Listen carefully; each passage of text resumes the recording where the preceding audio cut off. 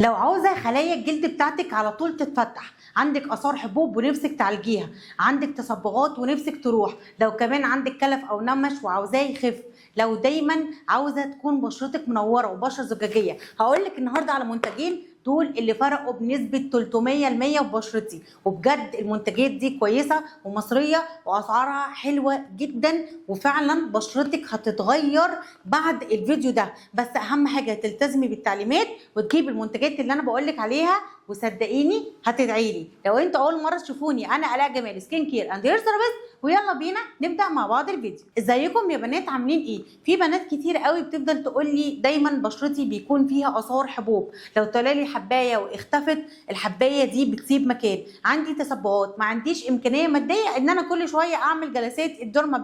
جلسات الديرما بقت ب 500 جنيه وبقت ب 1000 جنيه ومحتاجه حل. انا عروسه ومحتاجه ان انا انقذ بشرتي. النهارده هقول لكم على تريكات كده لو عملتوها بجد هتفرق معاكم جدا.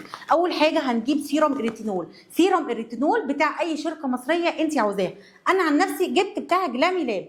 حاجات جلامي لاب يا جماعه خرافيه، هي غاليه شويه بس زي ما بيقولوا كده ساعات الغالي ثمنه فيه. السيروم بتاع الريتينول بتاع جلامي لاب عامل 550 جنيه. هنعمل ايه بقى؟ او الريتينول ده بيعمل ايه؟ الريتينول ده مشتق من مشتقات فيتامين اي، بيعمل على تجديد الخلايا، بيعالج اثار الحبوب مع الاستمرار عليه. حتى لو عندك مسامات بسيطه كده هيعالجها، لو عندك دهون موجوده تحت الجلد او حبوب محبوسه تحت الجلد، دهون بيضه، هيطلع كل العك اللي موجود ده وبعد كده هيبدا يعالج بشرتنا. طيب ازاي بقى استخدم السيروم اريتينول ده؟ اي نوع زي ما قلت لكم، عندكم بقى بتاع ايفا، عندكم بتاع فلوريش، عندكم اي نوع انتوا عاوزينه، بتاع فاكيشن، على حسب امكانياتك الماديه. كل واحد على حسب بشرته. يعني لو انت بشرتك حساسه بتدخليه بشرتك بالتدريج، ممكن تستخدميه مثلا ساعه وبعد كده بتقومي حاطه بعديه مرطب. لو انت عاوزه تستخدميه يوم ويوم ممكن تستخدميه. المهم ان انت لو بشرتك حساسه تدخليه بشرتك بالتدريج لحد بقى ما توصلي لمرحله ايه، ان انت ممكن تستخدميه كل يوم، تحطيه على بشرتك وبعديها بساعتين 3 تحطي المرطب او كريم التفتيح وتنامي. بجد هيجدد خلايا البشره وهتحسي ان في سحر.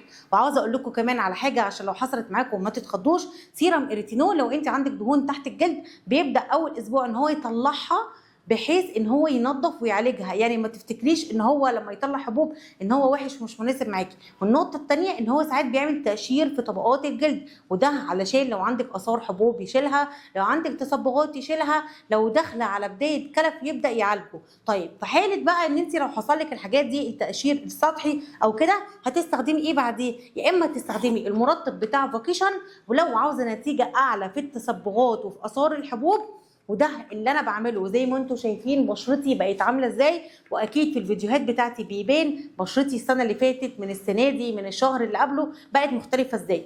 كريم التفتيح بتاع فاكيشن ده يا جماعه روعه. طبعا في منه كذا نوع، في نوع نهاري وفي نوع ليل. لا انا جايباه بقى اللي هو بتاع الاول داي، ثمنه عامل 175 جنيه، اللي هو بتاع النهار والليل. انا من النوع اللي ما بحبش روتين كتير، يعني مش هصحى الصبح احط كريم نهار وبالليل كريم ليلي وفي العصر كريم بتاع بعد العصر. لا هو كريم واحد بيدي النتيجه. وطبعا من اهم مكوناته الالفا اريبتيون. والالفا اريبتيون دي اللي بتعمل على تفتيح البشره وتجديد خلايا الجلد وبتعالج التصبغات اللي بتحصل في البشره. فانت بقى لو جبتي الاثنين دول مع بعض صدقيني بشرتك هتتغير والنتيجه هتبان من اول شهر. من اول شهر الناس هتيجي تقول لك يا بنت هو انت حلوتي كده ليه؟ انت في حاجه غريبه كده حاصله ببشرتك بس احنا مش عارفين السر بتاعها ايه. السر هيكون في المنتجين دول. وزي ما قلت لكم انا بحب كل واحد يكون على حسب امكانياتك الماديه. امكانياتك الماديه تجيبي سيروم اليتينول ب 200 جنيه جيبيه، ب 300 جنيه جيبيه، ب 400 جنيه جيبيه. اهم حاجه ان انت تستمر عليه وتعمليه بنفس الخطوات اللي انا اتكلمت عنها. لو انت اول مره تشوفوني، انا الاء جمال سكين كير اند هير ثيرابيست، ما تنسوش الفيديو لو عجبكم تعملوا لايك وشير عشان اكبر قدر من البنات تستفاد. وكمان لو عندك مشكله في بشرتك او شعرك اكتبي لي في الكومنتات وهعمل لكم فيديو عن طريقه الحل. مع السلامه.